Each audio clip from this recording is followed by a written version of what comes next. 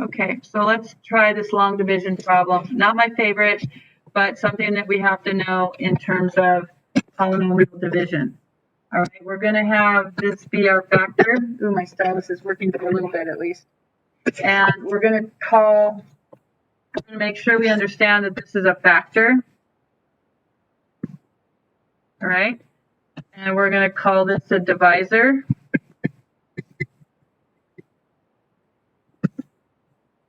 All right.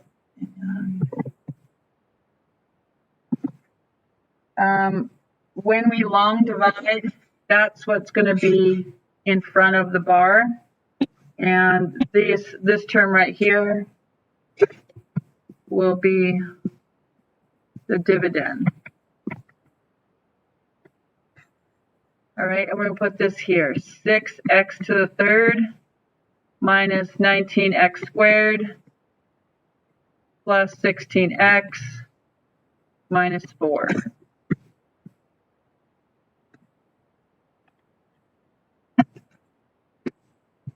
And x minus 2 is here. And that's what we're going to go dividing into it. Please have this term look identical. So that's our goal. That's what we want to have. We're going to take our divisor x minus 2. We're going to say, how can I make this be 6x to the third? How can I make it be 6x to the third? Well, 6x, but I need this to be squared.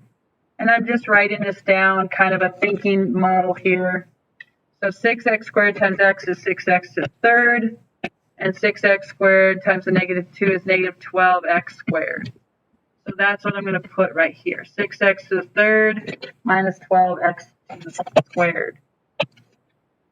Long division requires us to subtract, and we are. But I want you to also add the opposite because it will help. So I'm going to add the opposite sign of each of those. So adding downward, my first term is gone. Adding downward, I have a negative 7x squared. And like long division, we bring down this term. Again, we use our divisor as how do I make the first term exactly the same. Negative 7x squared is my goal. Negative 7x squared.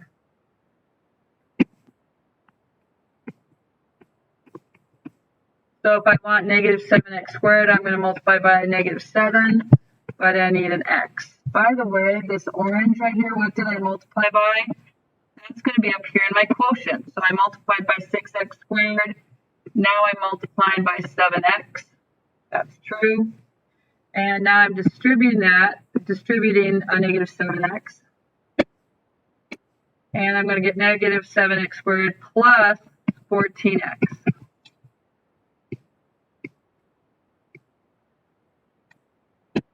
Again, long division requires us to subtract.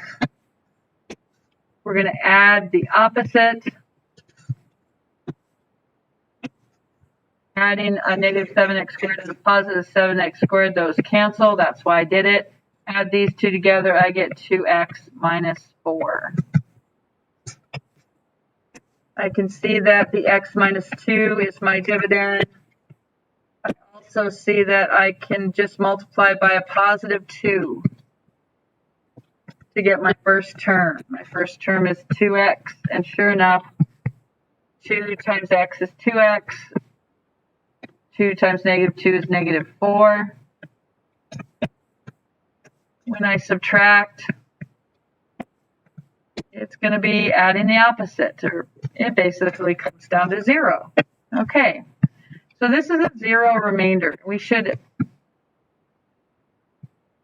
know that this is really significant later on in the lesson.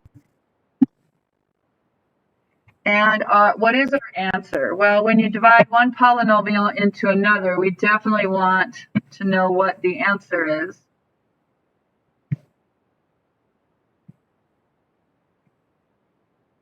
And that's our answer. The quotient is our answer.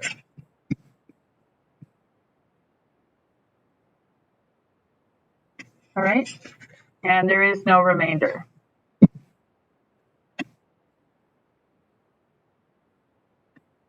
Do I need to leave a little bit more time for you to write that down? Okay.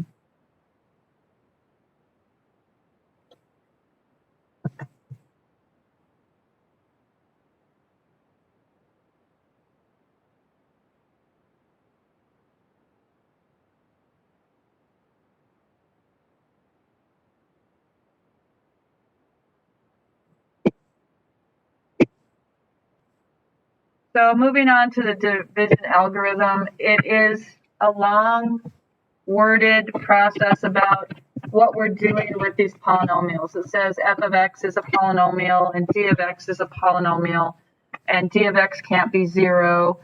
That d of x has to have a less degree or equal degree to the f of x.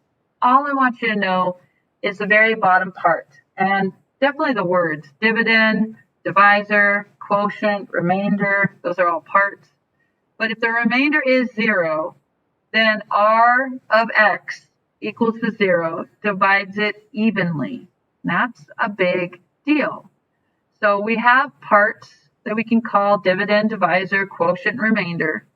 But we also want to know that if we are getting a 0 out, it divides it evenly. So I wrote that in for us to look at. And I also want to write in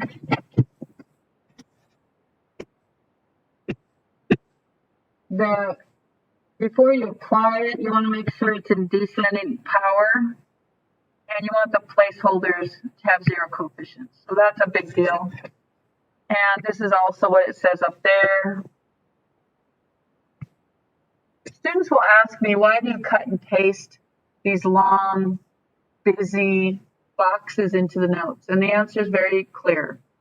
It comes from the book, it's technical reading, and you should be exposed to it, because eventually, somewhere down the line, if you're taking a math class, say at an upper level, college level course, you may have to read a couple pages of the textbook. It's not always going to be tutor time. So you have technical reading in here for you to look at. That's why. Okay.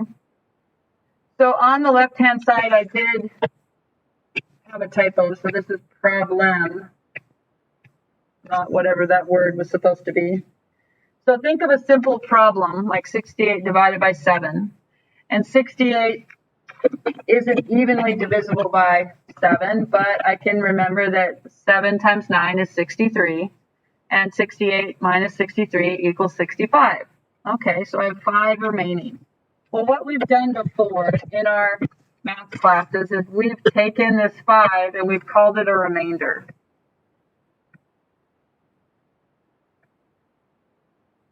And we've said there's leftover of 5, but what were we dividing by? We were dividing by this 7, okay? So in our answer, we do have a portion that is whole. It went in there 9 equal times. But we also have a portion that is fractional or piece that is technically added to it. Okay? So there we are looking at a different problem that's very similar to what we're doing here, where we're adding the remainder. But it's going to be the remainder over the divisor. So in terms of multiplying back to check, you don't ever want to do that. You don't want to ever multiply back to check, okay? But we are going to divide, and we're going to think of this as our divisor. And we're going to have to rewrite this.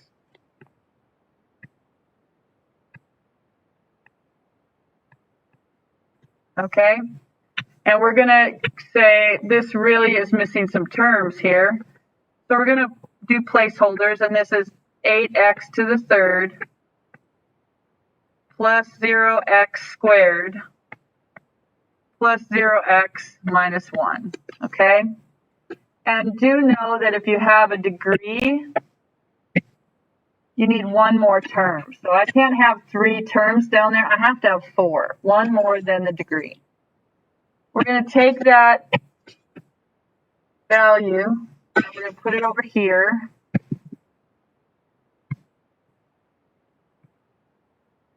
That polynomial expression. All right, and we're going to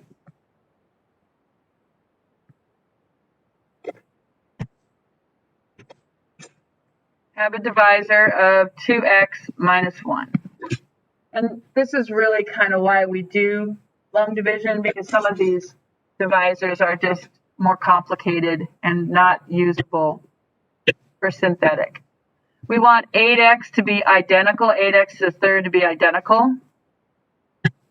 You want to think about what do I multiply this by so that I get my 8x to the third. And we're going to multiply by 4x squared. And then we're going to distribute it. So 4x squared times 2x makes that term. And we're going to have, we're going to have 8x to the third minus 4x to the third squared, 4x squared.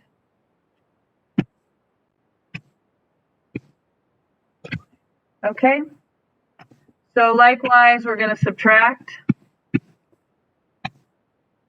And we're going to add the opposite. And adding downward, we'll get no x to the third term. Then we're going to have a positive 4x squared. And we are going to bring down this x term. We want the exact same term right there. How do we get 4x squared? Well, we take the 2x minus 1 and we multiply by something. And we definitely have to multiply by 2 and by x. And that goes up here. And we're going to distribute, and we will get 4x squared. But we'll also get minus 2x. We're going to subtract. We're going to add the opposite of each term. And adding downward, that goes. But when we add the opposite, we get 2x minus 1. And that's the exact same thing as what we see up there. So when we add the opposite, we'll get 0. But don't forget, how did we get that term? We multiplied by 1.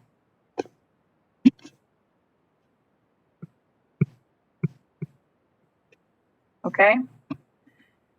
So what is our answer? Well, we have a remainder of 0. All right? And we have our answer, our quotient.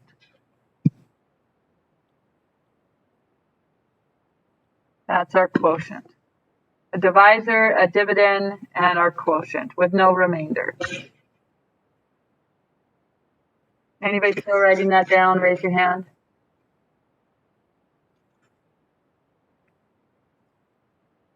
Please give me your full attention.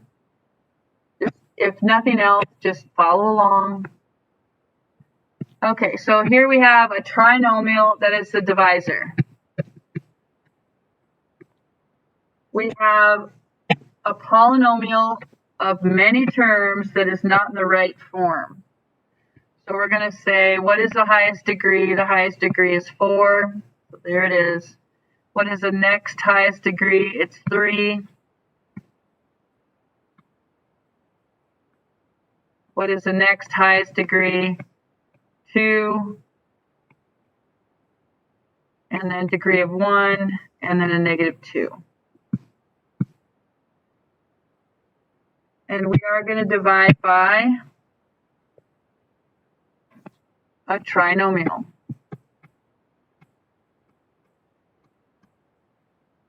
All right.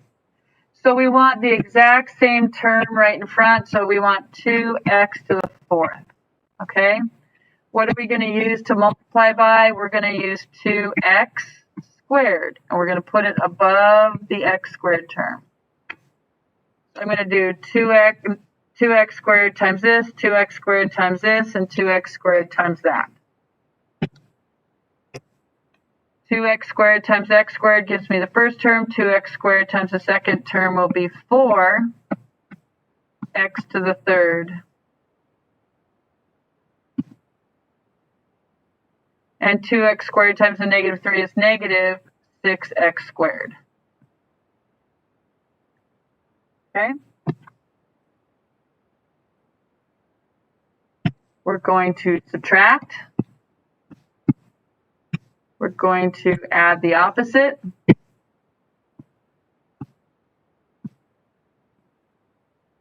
And we're going to bring down our sums. 0, oh, this is 0 too. That zeroes out. Okay. Negative 5x squared plus 6x squared is 1x squared. And since we have a divisor of 3 terms, we should probably bring down all 3 terms.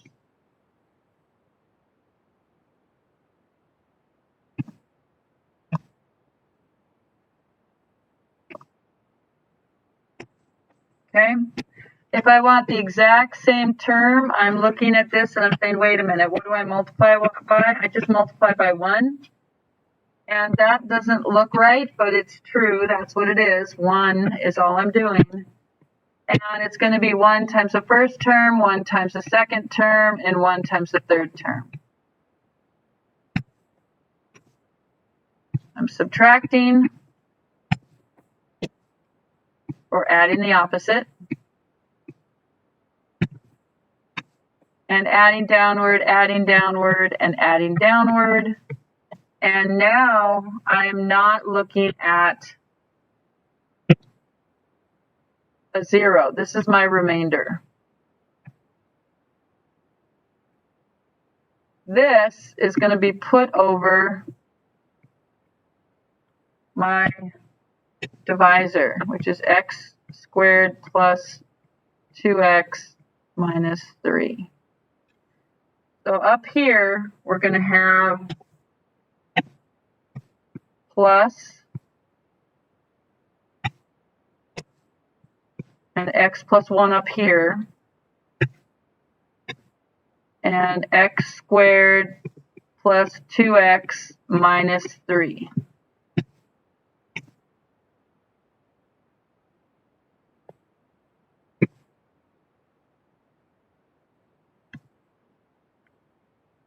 So long division takes time, and we don't like all the x's or all the powers or all the crossing off or any of that. It's not friendly. It's not something I enjoy like all the time, okay? So we're going to use this sparingly, and you do have 3 problems with long division, all right? So do look at the tape. I'll see what the best tape is.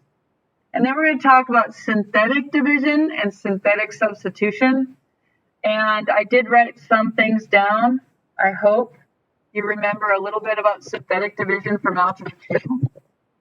All right, so synthetic division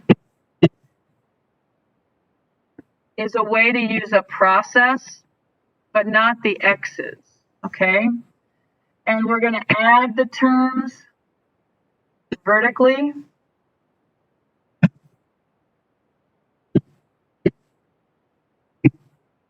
And we're going to multiply by k diagonally, okay?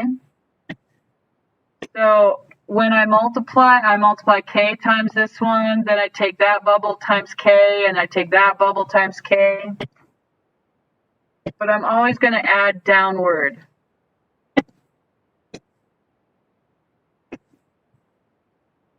Add downward, and add downward, okay? The coefficients of the quotient will be part of the answer, okay? We're going to have to know that that's a coefficient, and this is going to be the remainder. So there's your remainder. I think it's harder to see the rules, and remember, if you have n degree, you have to have 1 more than the degree in your list. So divide the polynomials using synthetic division. Remember that we are going to use a 0. So we have to take this, and remember we're going to use a 0 here. And the 0 is the opposite, so the 0 is -3.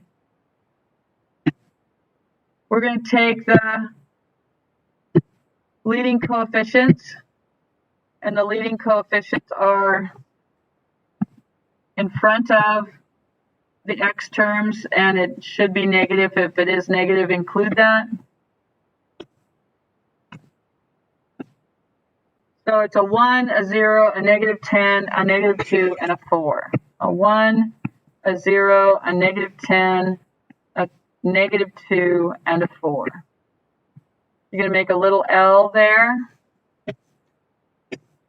You're going to put the 0 in front. And you're going to go bring down the 1. Don't do anything to it. Don't multiply. Don't change it at all. Just bring it down. Multiply -3 times 1 and put the answer there. -3 times 1 is -3. Add downward 0 plus anything is still -3. Now multiply -3 times -3 and get +9. You're going to add downward vertically. -10 plus 9 is a -1. We're going to multiply the -3 and the -1 to get a +3. We're going to add downward a -2 plus a +3 is a +1. We're going to multiply -3 times 1 to get a -3. We're going to add downward and we're going to get a +1. This is my remainder. In a previous class, we were talking about factoring. So we were factoring something of degree 4. And when we factored out that term, we had 1 less degree, okay? So please know that this is going to be the answer. And the answer is when you divide x plus 3 into this polynomial, you will get these coefficients. You'll get 1, -3, -1, and 1. And the terms will descend from degree 3, degree 2, and degree 1. So this will be x to the 3rd minus 3x squared minus x plus 1. And then the remainder is 1 over x plus 3. Everything that we did do, what every coefficient is used and the remainder is used.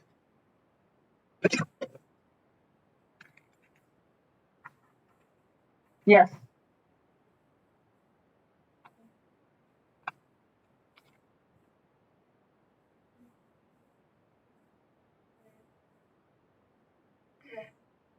You cannot use synthetic division with a divisor that's a squared term.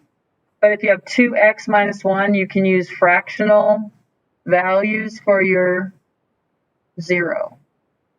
So not x squared, but 2x plus 1 or 2x minus 1 you could. But it could be fractional and messy.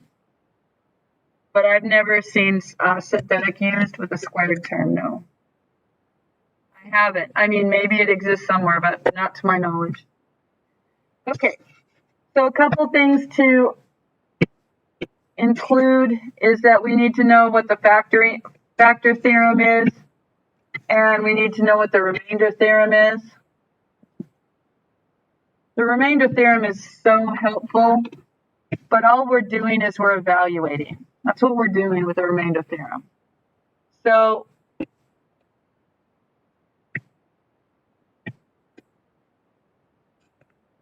in the remainder theorem, if you have R equal to something, it's basically your Y output, which is so helpful. We're going to evaluate using synthetic division. We're going to evaluate without worrying about all the X's. So here's my value. And there it is. I'm going to evaluate this. I'm going to plug this in everywhere I see X. No, that would take too much time. I'm going to use synthetic division. So degree 3, degree 2, degree 1, and constant. There we are. The highest degree is 3, and I have 4 terms, so that's good. My value, which sometimes I call it a 0, but that I'm inputting is going to be in front of the L. I'm going to use synthetic division. I'm going to bring it down. Don't do anything to it. Just bring it down. Negative 2 times positive 3 is negative 6. Add those two together, and you get a 2. Negative 2 and a positive 2 is a negative 4. Add those two together, and you get a 1. Negative 2 times a positive 1 is a negative 2. Add those two together, and you get a 9. Now, before this, I call that a remainder. But now I can say it's not just a remainder. If I substitute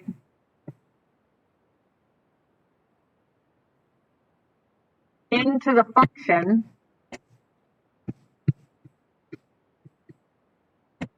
the value of negative 2, I will get out a negative 9.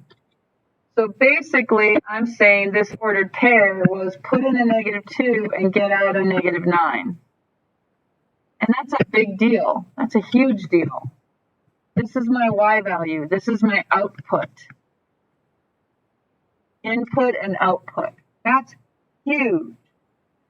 Now, just so you're aware, I could have used direct substitution.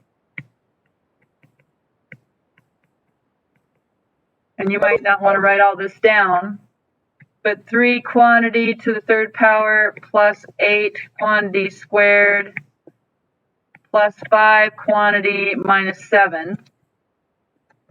And I'm going to put in negative 2, put in negative 2, and put in negative 2. So this is 3, and negative 2 times negative 2 times negative 2 is negative 8.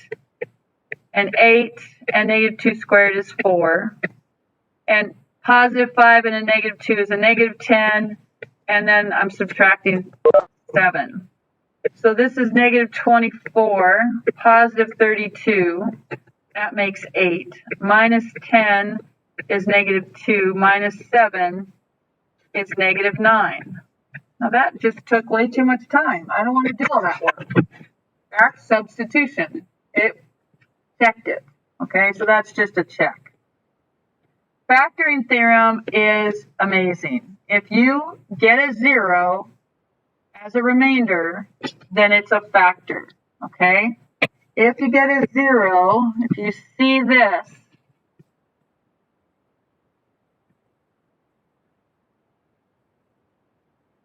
it is a factor. That's huge. It's a factor. Good. Well, I want a remainder of 0 then.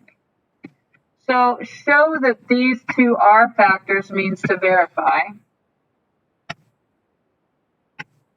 And I'm just going to take one and then take another.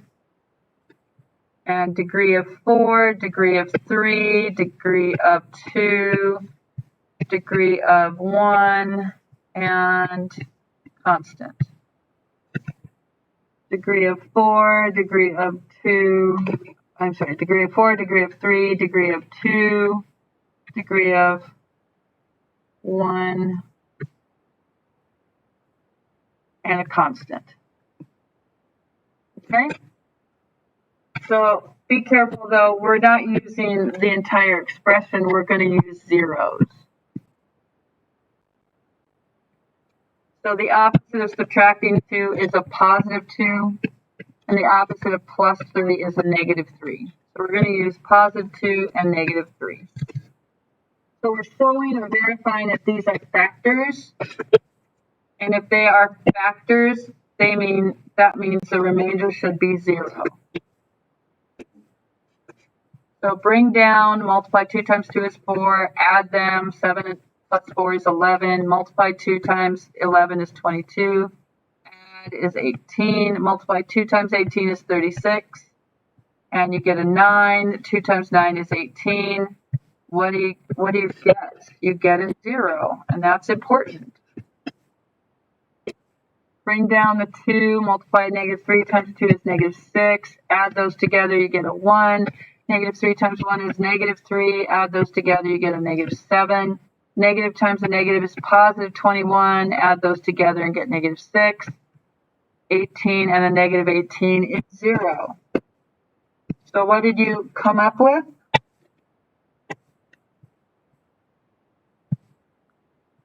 Yes. The x minus 2 and x plus 3 are factors because these are remainders and they equal 0. Okay. All right. So I'm showing you the boxes from the textbook not to frustrate you. I really am not. But this is the deal. It's a lot to look at and think about and try to figure out what do they mean. The remainder R gives a value of F at a value K, where R is the value when you have K there. Well, this is for substitution.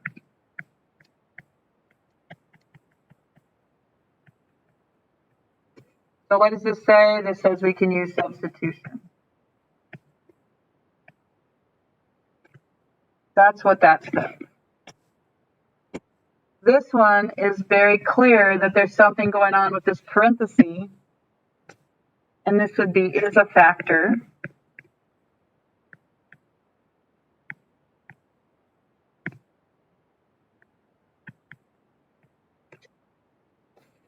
And the last one says when R equals 0, then K comma 0 is the x-intercept. We've talked about x-intercepts before. And is a 0 or find zeros.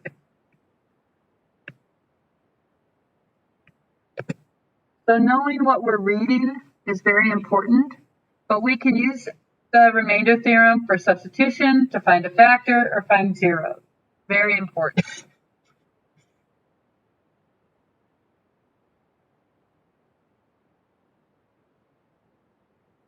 The rational zero test is something that kids will think, why do I need this? And it's true. You have a graphing calculator and you might not use this theorem as much as you should, or you should think about it, but it doesn't have to be something on your mind all the time. It's great for predicting possible zeros, okay? It does have the factors of constant terms and the factors of leading coefficient terms, okay? That's what we're talking about. I'm going to change this number because I don't like it. It's just too basic of a problem. It's almost a waste of time when that's a 1 down there. So change that to a 9, please. I will in my notes eventually. So factors of constant and factors, and I'm just going to put lead coef.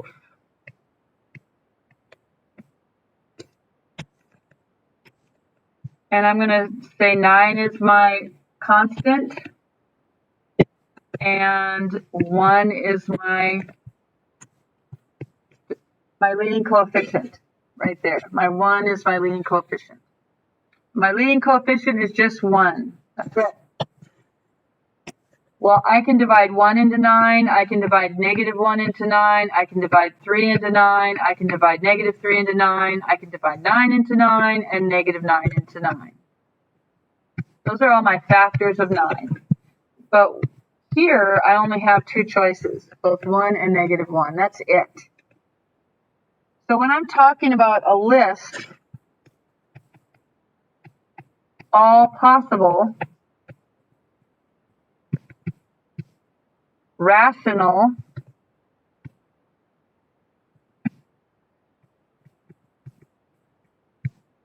zeros, I'm not really finding the zeros of this. I'm just listing all possible find the rational zeros of that. Just a list of all possible rational zeros. And rational means a number on top and a number on bottom, a number on top and a number on bottom, a number on top and a number on bottom, a number on top and a number on bottom. I mean, that's all I'm doing. So there's a lot of repetition.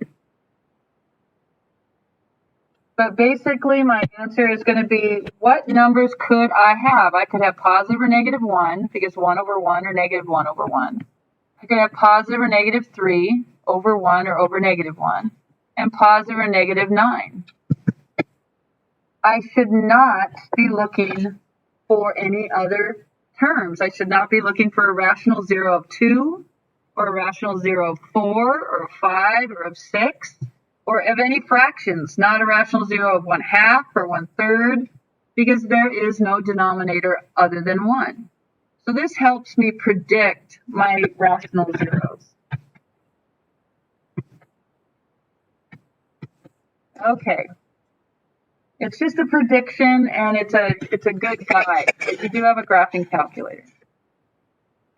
So the last problem I'm going to do is example number 7. And before we do it, there are 4 quick ways to find zeros. You can use a graphing calculator, and you can do second calc 0 to ... You can graph the function and see an estimate on the x-axis. That works. I don't use a table feature. I think it's really laborious. But you could use a table feature where y changes the sign. And you can apply synthetic division, and that's called the rational zero test. Super cool rational zero test, okay? Rational zero test, all right? So when I have this function and I want to find rational zeros, okay? When I have this function and I want to find rational zeros, I'm like looking at my last term and looking at my first term and going 3 over 2. Well, all the values of 3 over 2, I can have positive or negative 1, positive negative 3, positive negative 1, positive negative 2. So I'm not going to be picking whole number 2 or a whole number 5 or a 1/4 or a 1/3, because I have to have a denominator of 2. These are all my rational zeros. Okay, what I am going to do is use my graphing calculator, see if I have that working. Nope, not yet. And yay, I already have it plugged in. So there it is, 2x to the third plus 3x squared minus 8x plus 3. Check my window, and it's good enough. And I see it does some zooming. I'm going to graph it. Okay, and I don't really know where it hits, but I'm going to definitely check out that one that looks pretty clear. So right there, it might be a 0, so I'm going to go second, trace, down to 0, enter. I'm going to go below it.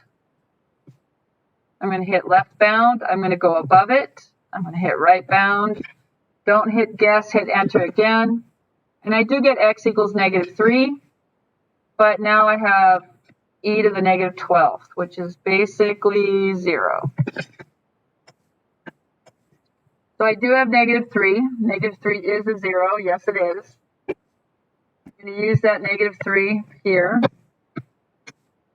So I have 2, 3, -8, and 3. I'm going to use synthetic division, synthetic whatever. Bring down the 2, multiply them together, add them together, multiply negative times a negative is a positive, 1. If I didn't get a 0, I made some mistake somewhere. Right?